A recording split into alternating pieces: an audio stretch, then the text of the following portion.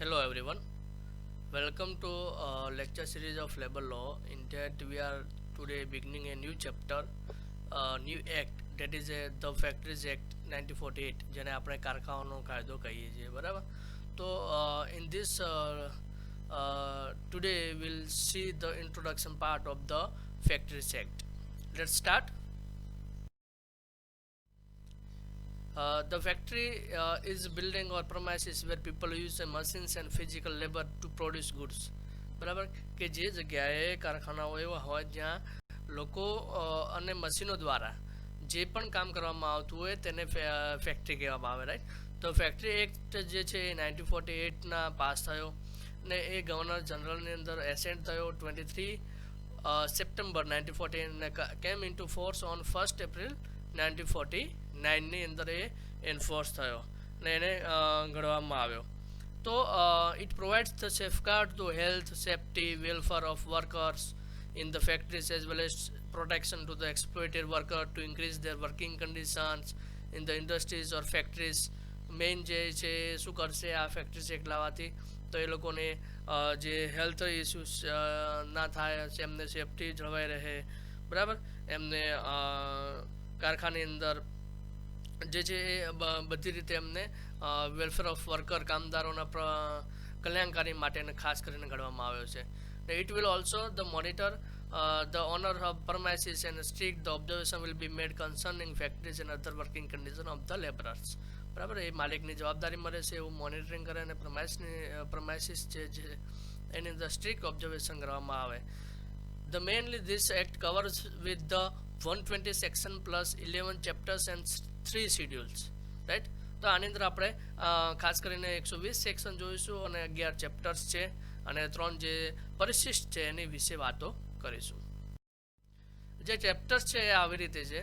Chapter 1ની અંદર જે introductory part છે, 2 જે છે ઇન્સ્પેક્ટિંગ સ્ટાફ છે, 3rd છે હેલ્થ રિલેટેડ છે, 4th છે આખો ચેપ્ટર આપણે જોવા જઈએ તો કે સેફટી રિલેટેડ છે, રાઈટ.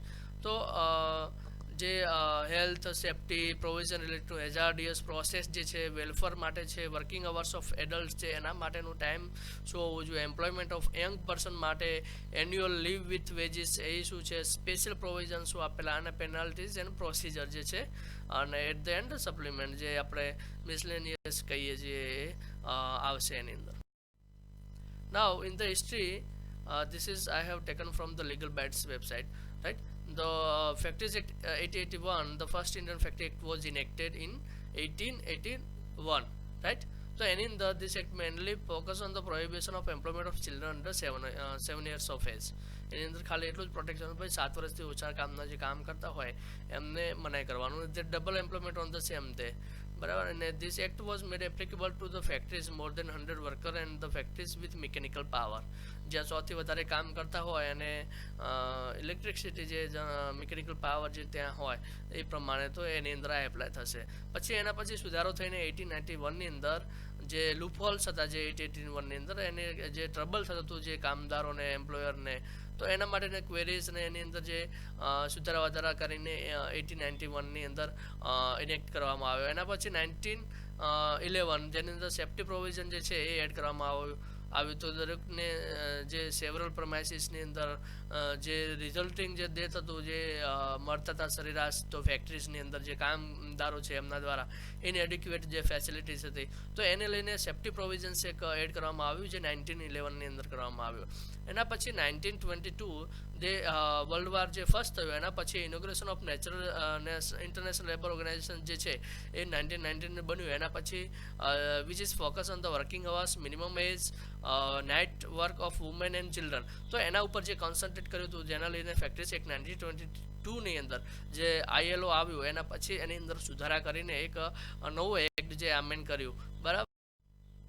પછી 1934 જેની અંદર રોયલ કમિશન સેટઅપ કરવામાં આવ્યું અને રોયલ કમિશન દ્વારા તે લેબર્સની લિવિંગ કન્ડિશનને ધ્યાનમાં લેવામાં આવ્યું, એના સસ્ટેનેબલ ડેવલપમેન્ટ માટે રિકમેન્ડેશન કરવામાં આવ્યું. ઇન્સ્પેક્શન એન્ડ ઓબ્ઝર્વેશન ફેક્ટરી જે છે એની અંદર ઉમેરવામાં આવ્યું. Depends employ working 20 or more worker with the power એના વિશે ખાસ જોગવાઈઓ કરવામાં આવી. અને એના પછી the factories act 1948 the end at the last જે 34 આવ્યું એના પછી સબસિક્વન્ટલી ઘણા બધા અમેન્ડમેન્ટ થયા, જે 1935માં થયા, 41, 44, 45, 46, 47 અને મેજર અમેન્ડમેન્ટ જે છે એ 1948નું છે.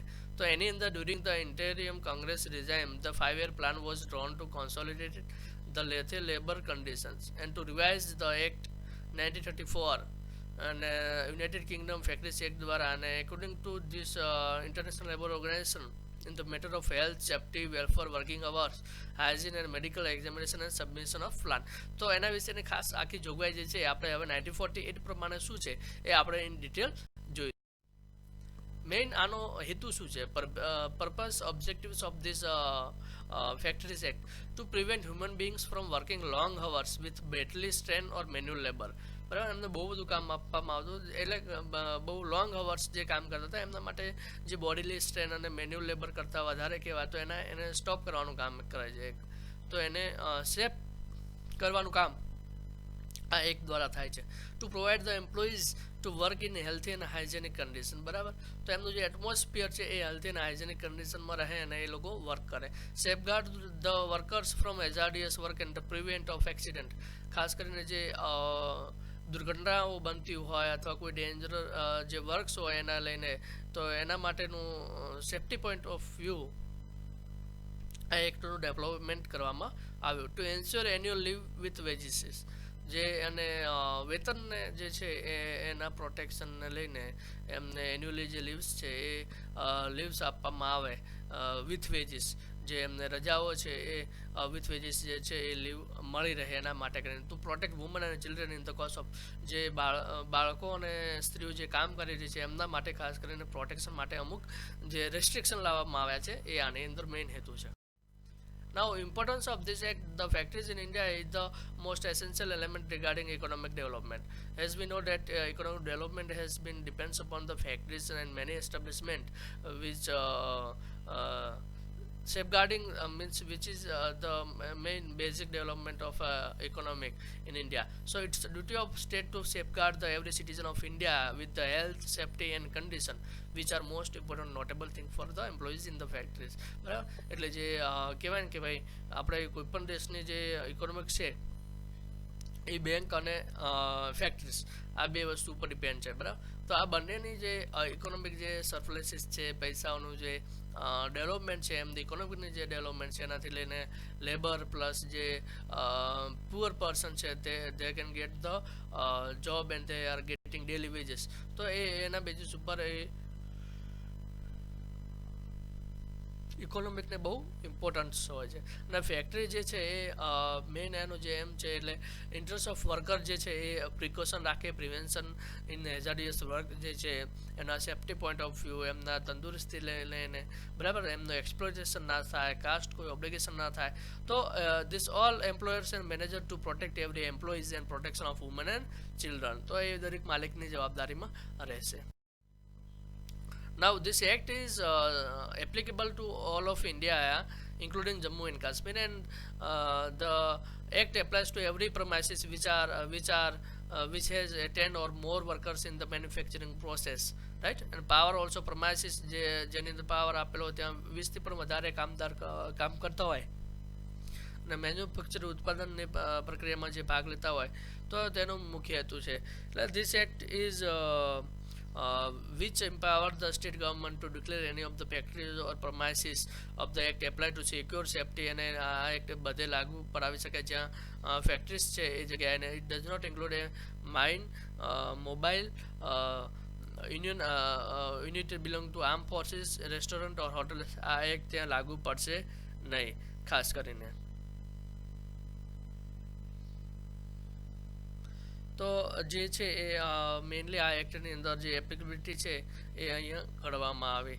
તો આ વસ્તુ બહુ ધ્યાનમાં રાખવાની જરૂરી છે. બરાબર, કે scope and applicability. So with this we'll begin the section wise in the new lectures. Okay.